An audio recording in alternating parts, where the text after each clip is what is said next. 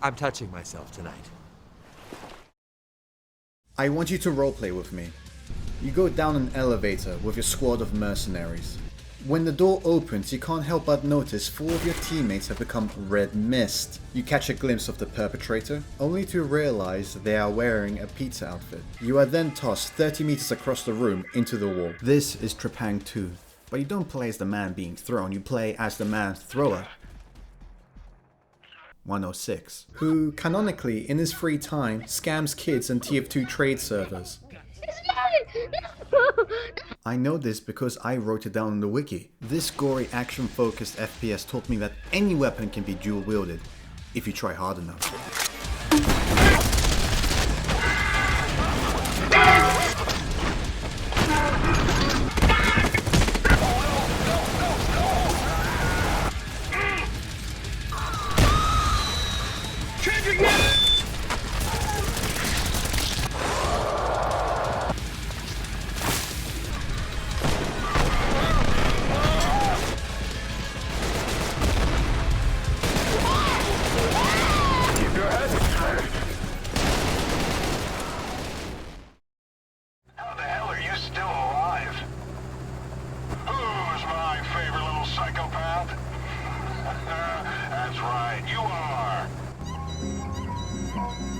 Trepang2's name comes from, you guessed it, Trepang1.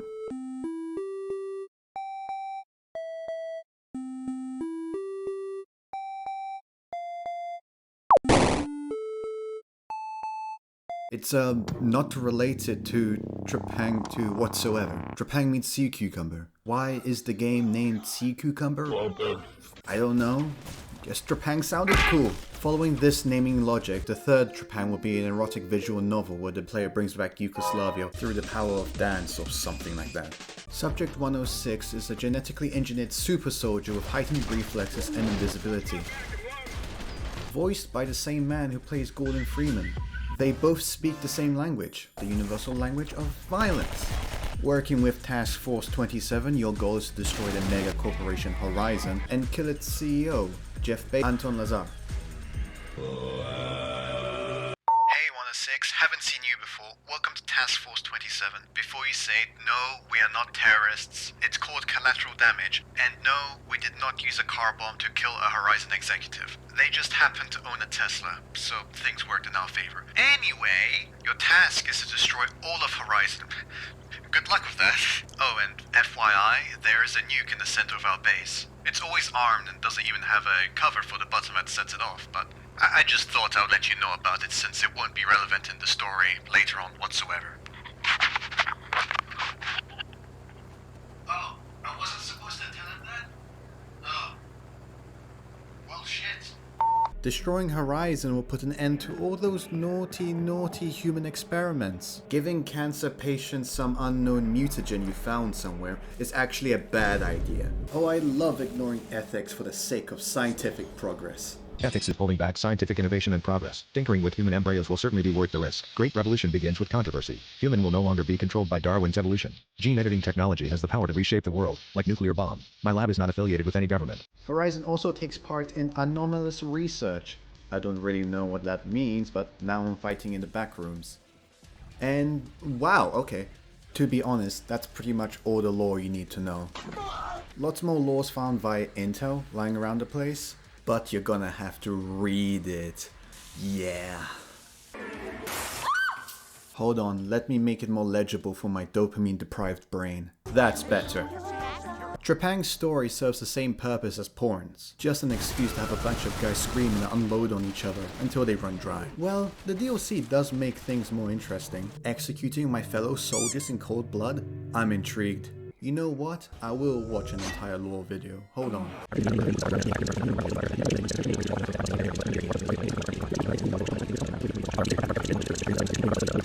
Okay, the lore isn't that bad. It's actually low-key interesting and goofy. Why is Papa Bezos trying to upload his consciousness into oversized brains? Why do I have to fight an ancient alien? I don't know. Sounds interesting though. Trepang's focus is on one thing, and it does that one thing really well. Shooting, specifically in the first of the person. when you shoot someone, whoever was hit will react appropriately to being hit. In a Hollywood way, we've all seen American police body cam footage. We know people don't go flying when they get shot. But where's the fun in that? This helps the shootouts feel actually violent and dangerous. And the audio. Ooh, perfect. When the weapons sound like and do this,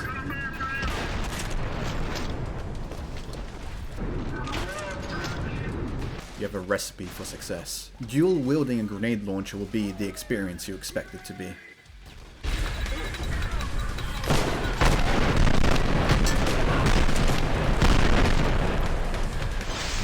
Hello everybody and welcome to Demolition Ranch. Today we're going to be seeing if my daughter's pet tortoise can stop a 50 cal.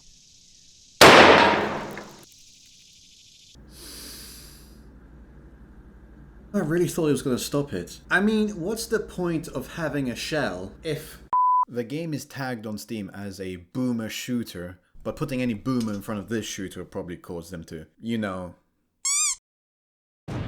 In all seriousness, it's tagged this because of the run and gun gameplay. Trying to play this like any other FPS is not gonna cut it. Staying mobile and catching your enemies off guard is the key to your survival. Remember, this is an untactical shooter. Candid sights? Can this dick fit in? 106 has the very useful ability to slide, but unlike other games, it's not based on momentum. It has a fixed speed. Please, abuse this. You can also kick off enemies when in the air, launching you back. Not as useful as the slide, however, it is quite fun. The kick is so strong, it can fold enemies in on themselves. I would say human origami, but I'm getting more of a paper mache sort of vibe. You do have a stamina bar, but taking the lives of your fellow man replenishes it. That's cool and all. It gives you incentive to, you know, actually play the game. But want to see a cooler feature? Kidnapping. I love kidnapping. Hostage taking. Yay! I'll get you for this! Have you ever played the game Angry Birds? What the fuck? Stunning or standing behind someone allows you to grab them. I love this mechanic in the Crysis games, and I'm glad it's here too. While holding onto an enemy, you can toss them with your incel rage and activate the grenade they have equipped.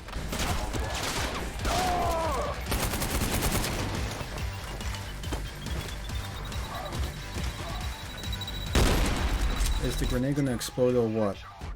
It works really well with the ragdoll system, which is fantastic by the way.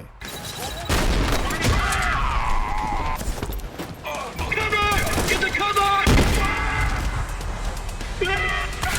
Especially when it bugs out.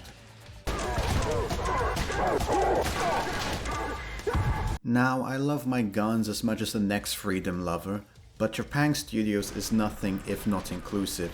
So for all of the Brits out there, the Blade Kisser DLC added the long-awaited sword. The sword! The sword, finally!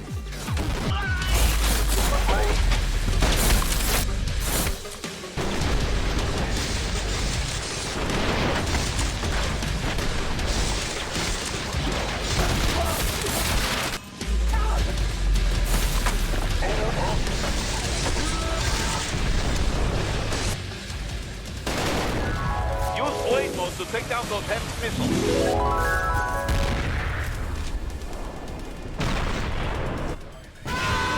Can't believe they just introduced a katana at the start of a movement shooter and didn't let me use it until they released the DLC. That's just morally wrong. If I have an opportunity to equip the sword, I will. It penetrates most body armor because it has that sci-fi glow doohickey.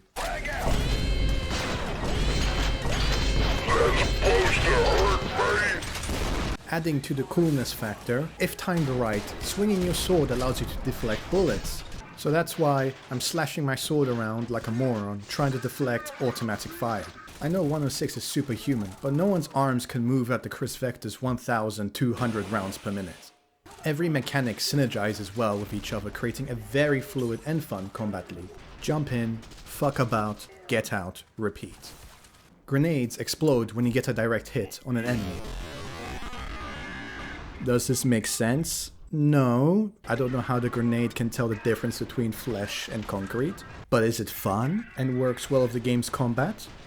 No. I'm just kidding. Of course it does. I tricked you. I got you. You're a moron. You're an idiot. It says gullible on the top of the screen. Huh? Probably got you again, you dumb...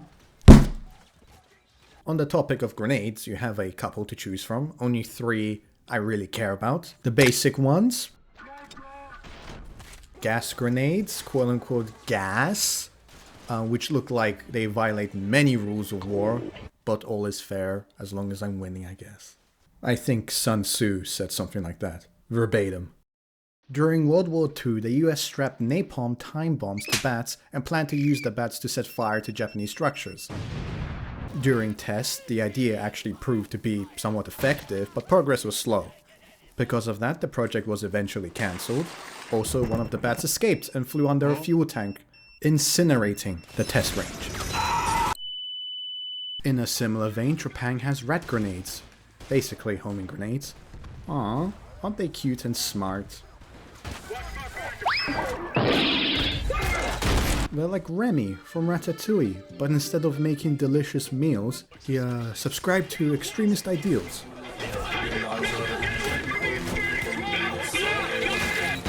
Hearing your opponent scream in terror as you forego basic modern battle strategies is actually quite entertaining. Even though it feels like they are all voiced by 5 people.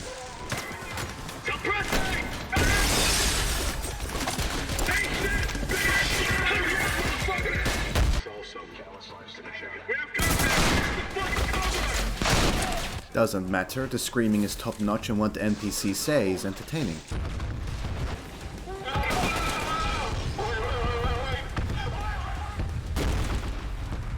Thank you, Kyle Castillo, for your role as voice. Voices are important. Different enemy types have their designated voices. You can use this to your advantage to know who you're up against before you see them. The average soldier voice is for the average enemy.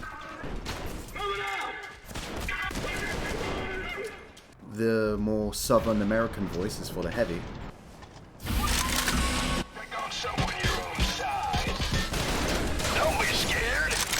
And the more professional Jason Statham British Call of Duty voice is for the Black Ops units. I love it. Right here! My fuckface, it's just you and me! And anything to do with the cultists, it's all Gianni Matrograno. It's all Gianni. It's all Gianni. It's all Gianni. It's only voiced by him. Great, I love him. He's a good voice actor. He's funny. Gianni, my beloved. They come into our castle, suck our dicks, desecrate our holy grounds, and call us gay brothers. Lubricate the trespassers in the name of the patriarch. You might recognize him from his YouTube channel or his great voice acting work as Gabriel from Ultrakill. I will grind you down until the very sparks cry for mercy. My hands shall relish ending you here and now. What else has he voice acted in? He was in Amthor. What's that? Oh wow. Hi, my name is Vertex. What are we doing? Well, what are we really doing here?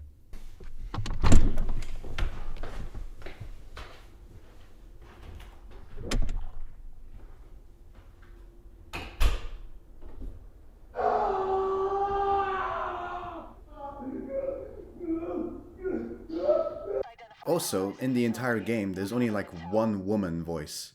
How does Trepang Studios expect to get an IGN review higher than 5? No, wait, it got an IGN review of 8. Maybe 106 has the exaggerated swagger of a black teen, I don't know. Oh, there is a female pilot, and she's crashed. What do the devs mean by this? There might be only 5 voice actors, but there are many enemy variants. The crash site mission mentions radiation, so it would make sense for the enemies to be wearing hazmat suits. The color of the outfits change depending on their role. Same goes for the cultists. The logic of having unique enemy designs for different environments is a detail I greatly appreciate. And the drip, oh, I don't care if it's broad daylight. Bright quad NVGs look cool. Is the gas mask necessary? No. Is it fashionable?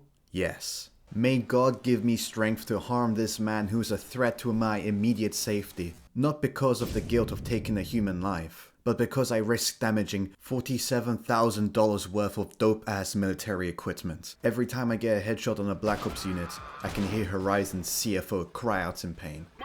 Whoa, wait! No! Anyway, in other news, I was in the game's hub area when I heard footsteps.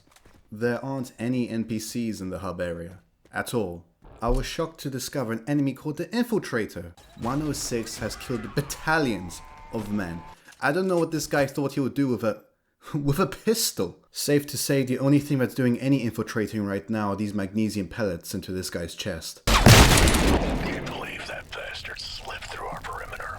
He is a high value target. They are special enemies that you run into depending on what level and difficulty you're on. Each one has their own unique little backstory and voice lines. I got most of the high value targets because I played on the very hard difficulty.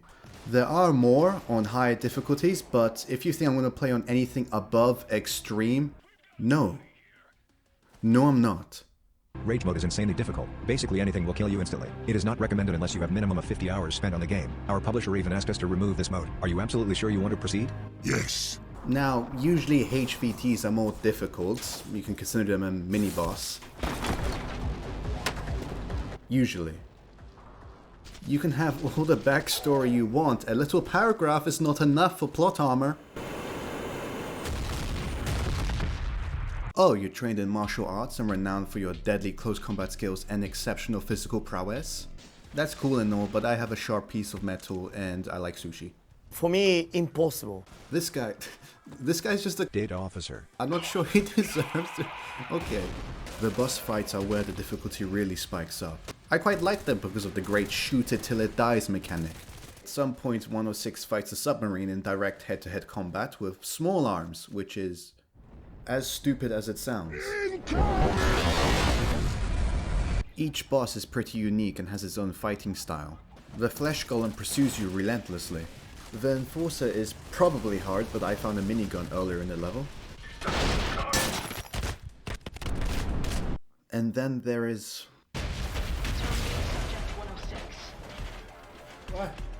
Where did he go?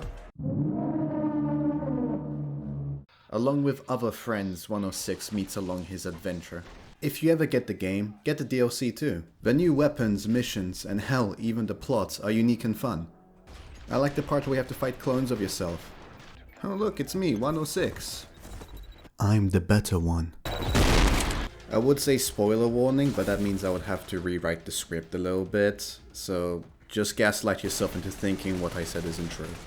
You progress through the story by selecting missions on your little map table iPad thing. You can select main or side missions. The side missions are actually really good quality, they're on par with the main missions. We have a downed plane, a little cultist base in a cave.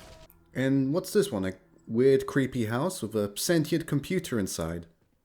There are 387 million miles of printed circuits that fill my complex.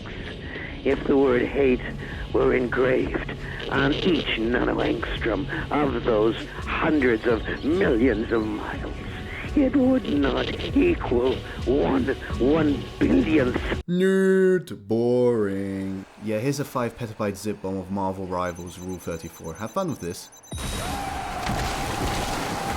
The Task Force 27 safe house is the game's hub area. This is where you end up at the end of every mission. Here you can look at your little bounty board, go to the shooting range, and do combat simulations. Other than that, it's pretty empty. There is like one guy, the quartermaster, and just like every other NPC, he's wearing a mask. Every NPC is wearing a mask. I get it, lip syncing is hard, but come on. To my knowledge, there's only one NPC who doesn't wear a mask. It's this guy, just smokes a Cuban cigar. And he was also a walking missile silo. Can you stop with the missiles? In terms of the soundtrack, yeah, I like it. I like it. That's my review of the soundtrack. I like it. It's nice. Pretty good. I like the little tune all of the tracks have. You know, the whole... Ba-dum-dum, bum-dum-dum-dum-dum-dum.